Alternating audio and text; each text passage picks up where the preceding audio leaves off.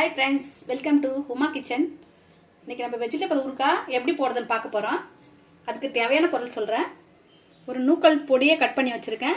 2 carrot பொடியை நறுக்கி வச்சிருக்கேன். ஒரு 5 பீன்ஸ் எடுத்து நறுக்கி வச்சிருக்கேன்.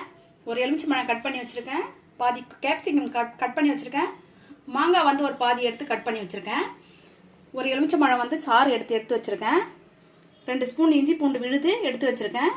கொஞ்சம் பெருங்காயம் 1/2 ஸ்பூன் எடுத்து வச்சிருக்கேன். கொஞ்சம் கருவேப்பிலை எடுத்து வச்சிருக்கேன். மஞ்சத்தூள் கொஞ்சம் எடுத்து வச்சிருக்கேன். தேவையான அளவு உப்பு சேர்த்துக்கலாம். நல்லெண்ணெய் எடுத்து வச்சிருக்கேன். கடுகு, வெந்தயம், சீரகம் தேவையான அளவு போட்டுக்கலாம். 4 ஸ்பூன் மிளகாத்தூள் எடுத்து வச்சிருக்கேன், வெறும் மிளகாத்தூள். இப்போ எப்படி செய்யுதுன்னு பார்க்கலாம். ஸ்டவ் ஆன் பண்ணிக்கிறேன். இப்போ அதில் கடாய் எடுத்து வச்சுக்கிறேன். அடுப்பில் கொஞ்சமாக எண்ணெய் விட்டு அந்த காயை வந்து லைட்டாக வதக்கிக்கலாம். நம்ம பச்சையாக அதில் லெமன்லாம் சேர்த்து ஊறுகாய் தாளிச்சோமா நறுக்குன்னு ஒரு மாதிரி இருக்கும். நம்ம லைட்டாக வதக்கிட்டு போட்டால் ஊறுகாய் டேஸ்ட் வரும். அப்போ தான் காய்கறிலாம் சேர்த்துக்கலாம்.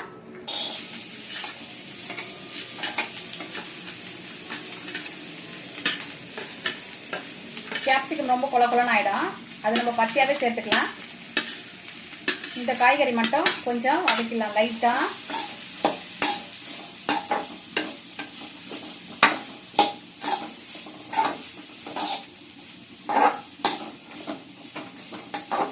இப்போ இதில் பச்சையாக கூட சேர்க்கலாம். வெஜிடபிள் வந்து பச்சையாக கூட சேர்க்கலாம். ஆனால் வந்து மரத்த காய் மாதிரி அப்படியே நறுக்கு ஊறுகாய் சாப்பிட்ற மாதிரி ஃபீலிங் இருக்காது. அதனால் இந்த மாதிரி லைட்டாக வதக்கிட்டு நம்ம சேர்த்தோமா ஊறுகாய் டேஸ்ட் வரும்.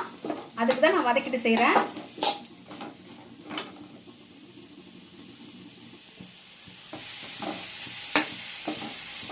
போதும். இப்போ வந்து லைட்டாக வதக்கினா போதும், ஒரு 2 நிமிஷம். இப்போ லைட்டாக வதக்கி எடுக்கிறேன்.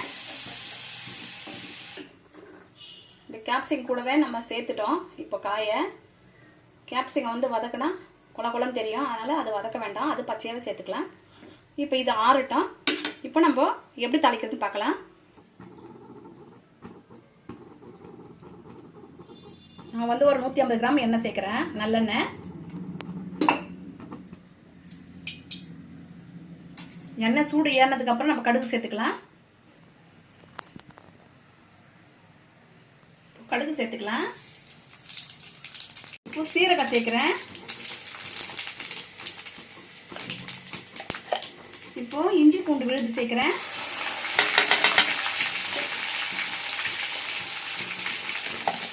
கொஞ்சமாக கருவேப்பிலை சேர்க்குறேன்.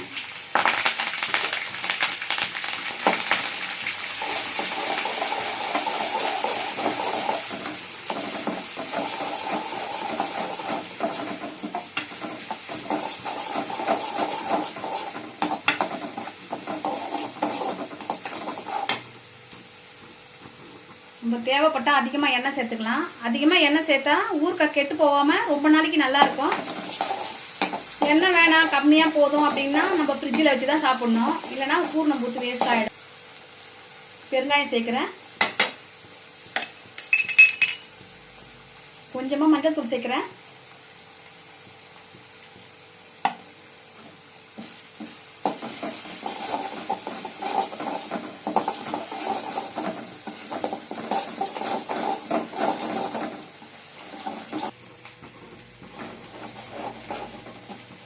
இஞ்சி பூண்டுலாம் நல்லா வதங்கிடுச்சு. இப்போ தேவையான அளவு உப்பு சேர்த்துக்கிறேன். உப்பு கம்மியாக வேணா சேர்த்துக்கலாம். கம்மியாக சேர்த்தா ஊறுகாய் வந்து பூர்ணம் புத்துரும். கொஞ்சம் நம்ம சாப்பிட்றத விட கொஞ்சம் எக்ஸ்ட்ரா சேர்த்துக்கினா நல்லா இருக்கும். இப்போ நான் கொஞ்சம் எக்ஸ்ட்ரா சேர்க்குறேன்.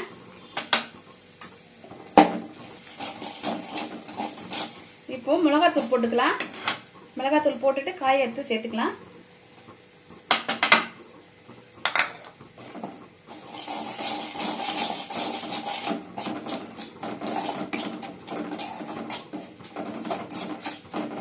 இப்போ காய் எடுத்து சேர்த்துக்கலாம். எடுத்து சேர்த்து ஆஃப் பண்ணிடுறேன் ஸ்டவ்வை.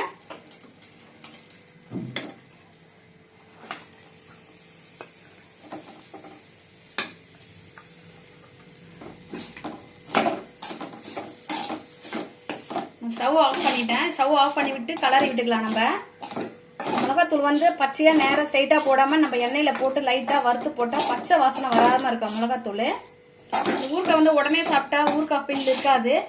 நம்ம நல்லா ஒரு வாரம் ஊற வச்சுட்டு அப்புறம் சாப்பிட்டுக்கலாம். அப்படி இல்லைன்னா காய்கறி நறுக்கி உப்பு போட்டு ஒரு வாரத்துக்கு லெமன் கொஞ்சம் லேசாக சேர்த்து ஊற வச்சுட்டு ஒரு வாரம் கழிச்சு கூட தாளித்து சாப்பிட்டுக்கலாம். 2 விதமாக எப்படி வேணால் செஞ்சுக்கலாம், நம்ம இஷ்டம் தான் இது. நான் வந்து தாளிச்சுட்டு ஊற வச்சுட்டு அப்புறமா சாப்பிடலாம். இப்போ லெமன் சேர்த்துக்கிறேன்.